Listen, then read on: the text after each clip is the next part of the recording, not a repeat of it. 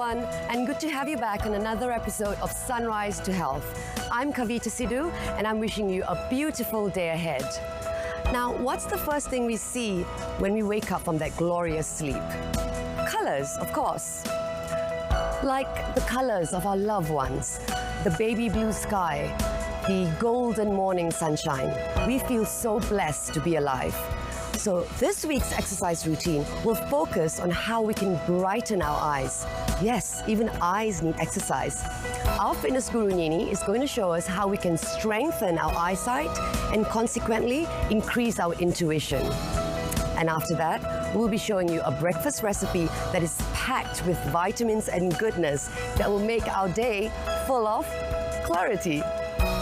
Our invited guest for this week is Amina Jindani, and we will be chatting about a topic that will surely make our lives healthier and happier. So please stay with us. Over to you, Nini.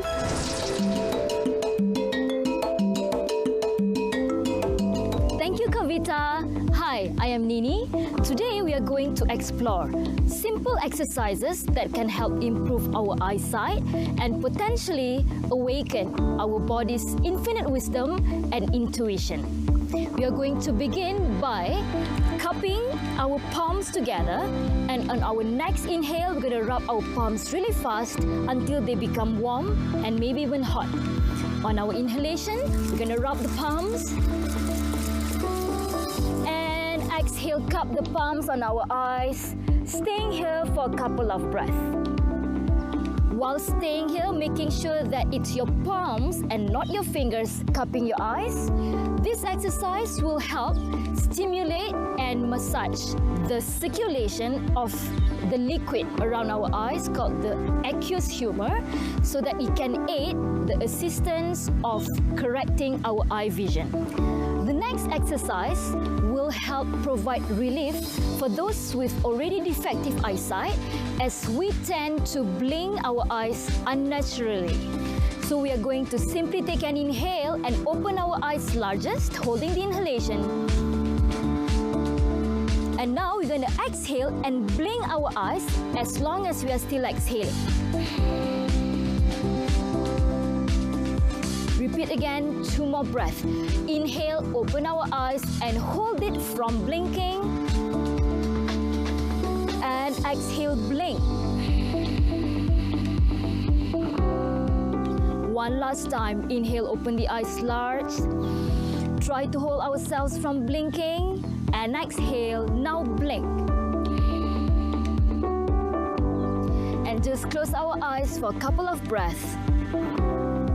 And open them again. The next exercise is going to be done to also improve our eyesight, and this will also help improve and release the tension around our neck and shoulders. Stretching our arms at shoulder level, we're going to cross our right arm over the left and bringing the left hand up, and with the right hand is going to wrap it around and above. The shoulders are now going to be squared, and try to level the elbows with the shoulders, pushing the palms away from the face. Now we're going to lightly stare at our thumb on a big inhalation. And exhale, return the thumbs close to our forehead. Inhale again, bring the hands away from the eyes. Relax the shoulders, relax the face. And exhale. One last time. Inhale and exhale. Just cup the hands on the shoulders, and we are going to detangle the hands and repeat it on the other side with slightly different breathing instruction. This time around, our left arm will be crossed over the right and bringing the right hand up with the left hand wrapping around and above it. Elbows level with the shoulders, and now on an inhalation, we're going to bring the palms and thumbs away from the face, holding it. And from there, as we exhale, we are going to still see the thumb even with our eyes closed. We are staying with our eyes closed for 5 breaths, but somehow visualize that we can still see the thumb, maybe even clearer with the eyes closed.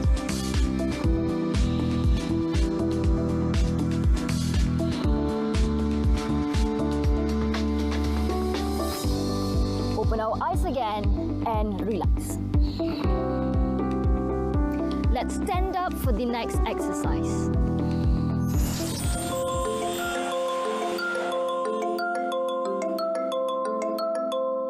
Walau berbeza warna, kita semua sama. Bersatu kita takkan goyah.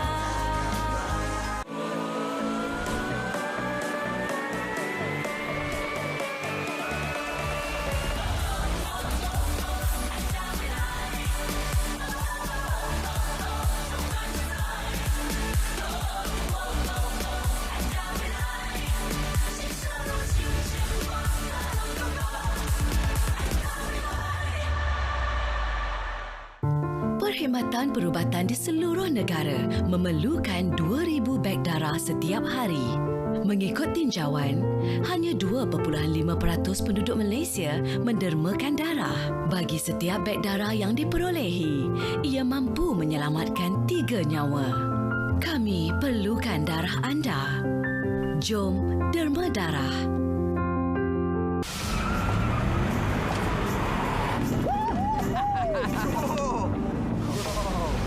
What is this? I can't see. Dude! No! No! What is it, buddy? You! Get out of the car! Slowly! Why, do you have something to hide? No. Come on, Scott, what are you hiding? What does any of this have to do with Brooklyn's death, huh? That's a good question.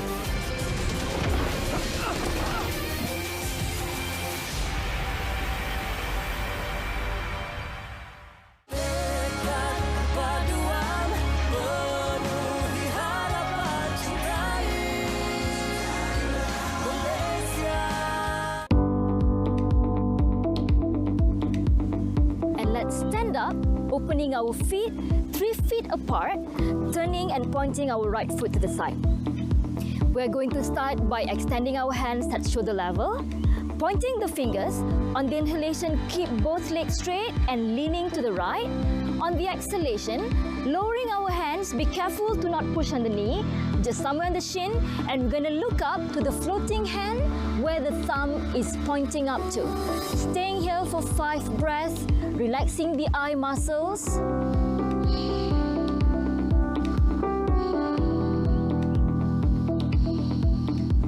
At the 5th breath, let's close our eyes for a while first and open them again before we stand up, and let's switch side. Right foot turned forward, left foot to the side, keeping the legs straight one more time. Inhale, leaning and finding length on our side, and exhale, lowering the hand and looking up. Don't forget to reach up to the sky with the hand that's pointing up.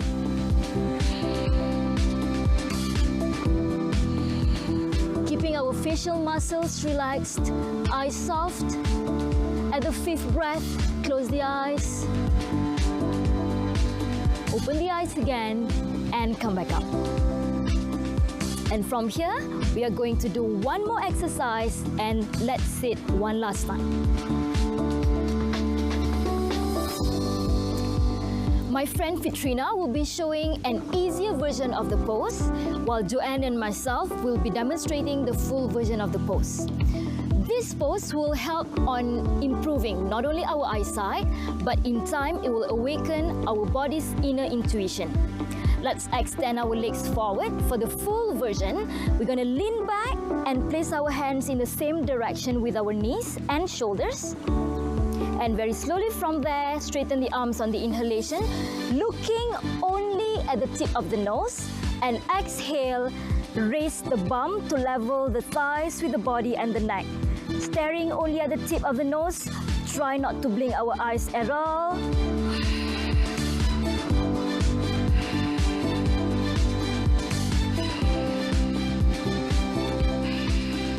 And let's lower ourselves back down. That's it for today. Thank you for joining us. See you next week and have a wonderful day.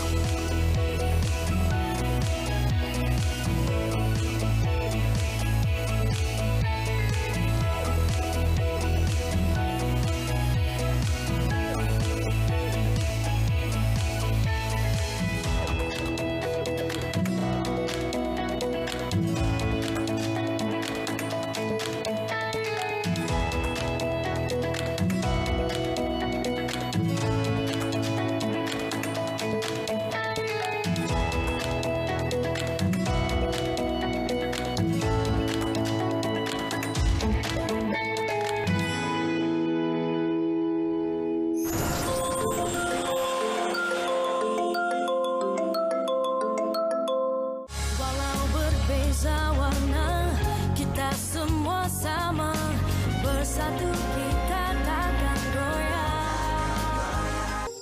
5 aktiviti popular penggunaan internet seramai 9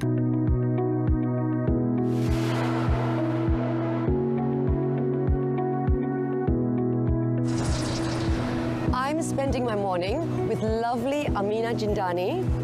Thank you so much for coming today. Thank you for having me.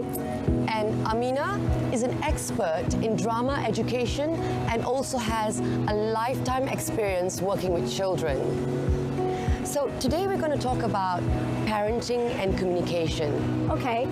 So let's start off with communication with children, right? So that's really important. Yes. What is the most effective way, you think, for a parent to communicate with their children?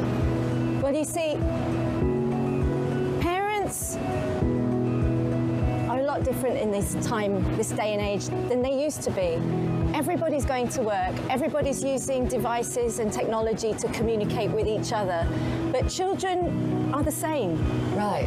So what we need to do is work on how we speak, how we communicate face to face, making eye contact, looking at them as people. Not, Right. not like they're on a screen or we just have to send them a quick message. They're people and we're nurturing them. So what do? We have to speak to them like they're one of us. Right.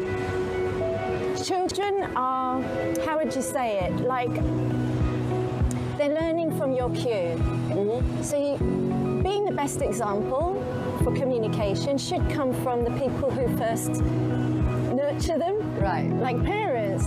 Right. So it's a bit difficult when we have to juggle the modern day and age with all those jobs to do and things to get on with, and then stop and let time slow down so that we can have a proper conversation. Right. So do you have any tips for parents in terms of how to communicate with a child? I mean, do you need to speak in their sort of language, or do you need to Yes. be more adult-like? Absolutely. Like, Okay. we were children, but they were never adults. Right. So we have to take the first step to communicate with them on their level. Okay. So if they ask us a question like, "What's that, Mummy?" then answer in the same tone of voice. "Well, I don't know. Shall we go and have a look?" Don't just ignore them and say, "Oh, forget about it. We're busy. We've got to go and do something over there." Talk to them with the level of inquiry that they're asking questions from. Right. They really want to know. Stop. Pause. That's important. Right. What do they want to know? Why? Communicate. That's the most important thing in that moment. So if we talk to them on their level and answer them, then it's not very much of an expectation to then speak like an adult and get them to understand that later. Got it. So we communicate halfway. We need to see them as one of us, but we also need them to see us as one of them. Okay. Meet them halfway. Interesting. Okay, so some parents find it a challenge when they're parenting their child, and it can be stressful. So what advice would you give to these parents to make it a more sort of a positive experience for them? We're a little bit dictated to on expectations what a parent should be, a bit too much. And more importantly, there are expectations of what your child should be. Yes. They should be the top in class. They should be sporty. They should be creative. They should have many activities. We are the ones that feel judged if they're not. Right. Step back a little bit. Aren't we the ones doing the judging? They're not. Does it matter whether your child is the most sporty or the top in class? No, it doesn't. They're your child.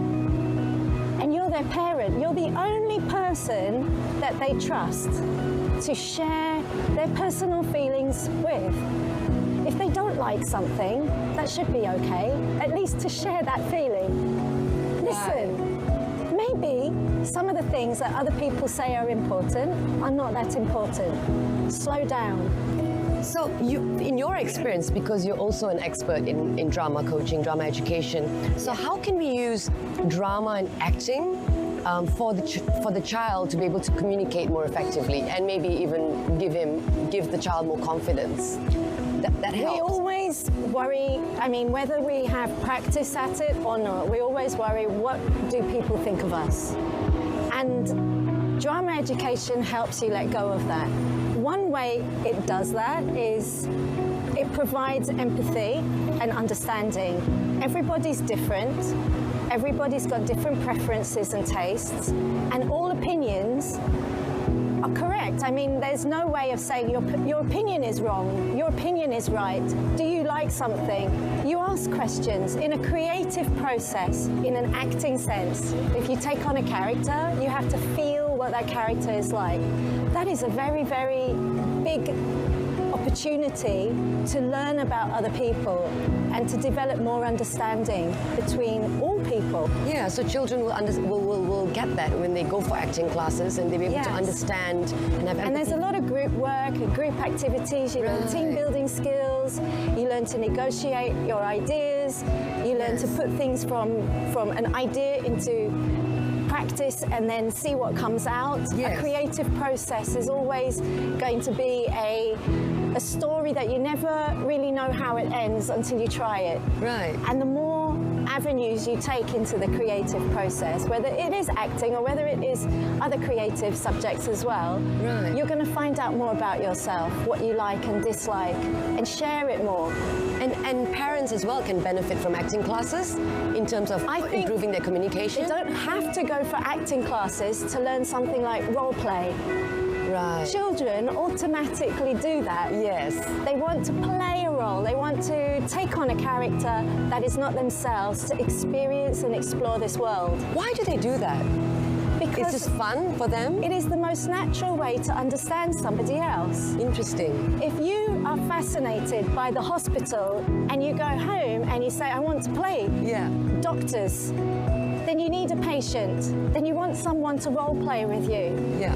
Then you're exploring who that person is in the hospital just by playing the role. There's no way of learning it from the outside. You have to learn things from the inside. And acting, role-playing, is a good way for parents to get involved with that. It's a good way to share, what is this world about? Fantastic. Okay, here's the big question.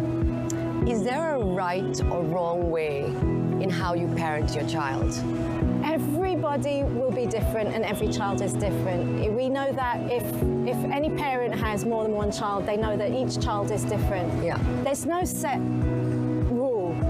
But one thing I would definitely say, don't impose your impression of what you believe your child should be like onto them, because that's superimposing another ideal that they couldn't possibly live up to. Perhaps their true potential is another ideal that you haven't thought about. If you do tell them your disapproval every day, what is it about them that you approve? They pick up on this.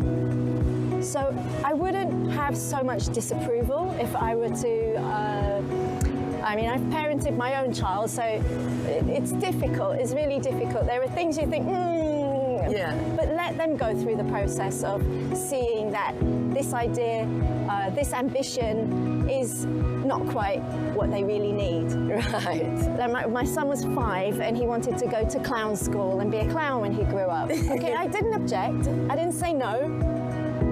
I knew that he's only 5 and let him go through that experience and come out the other side of it himself. Which he did. Which he did, yes. No, he doesn't want to be a clown, that's for sure. But the thing is that we are the ones who are so terrified of what they're going to be like. Step back. They're going to learn through a process of growing up. That's what childhood is all about. Yes. They'll have one idea one day and another idea another. Don't stop that by saying from the beginning, no, you're going to be an engineer or a lawyer or a doctor, because then they won't get to explore everything else and come to that conclusion on their own. Yes. So I would say the right way of parenting would be step back a bit, listen more, share more, and throw in more ideas rather than just dictate. Right. So it's like you can guide them, because some children do need that guidance. Like, if they say, I don't know what I want to do. Suggest a better way, a better alternative. So positive criticism. Don't say that's no good without giving any reason, So that's- because that that's could just be positive. your judgment. Right. Just say, that's interesting, but what about this? Right. Suggest something else. Then let them think, let them digest it. I use that word a lot. I always go, that's interesting. I don't know. Fantastic. I know. They pick up on things very subtly anyway. And I think at the end of the day, it's also being happy. I think if you're a happy Yes. parent, your children will be happy. And You want them to grow up and always want to come back home. So let that home be the place where they can share everything. lovely. Thank you so much on that note, Amina. It's just really wonderful. Always wonderful talking to you. You too. It's Would lovely. would you like to have that coffee? Or? Well, I hope today's show has been an eye-opener for you. And we'll see you again next week. And remember, healthy body, healthy mind. Bye.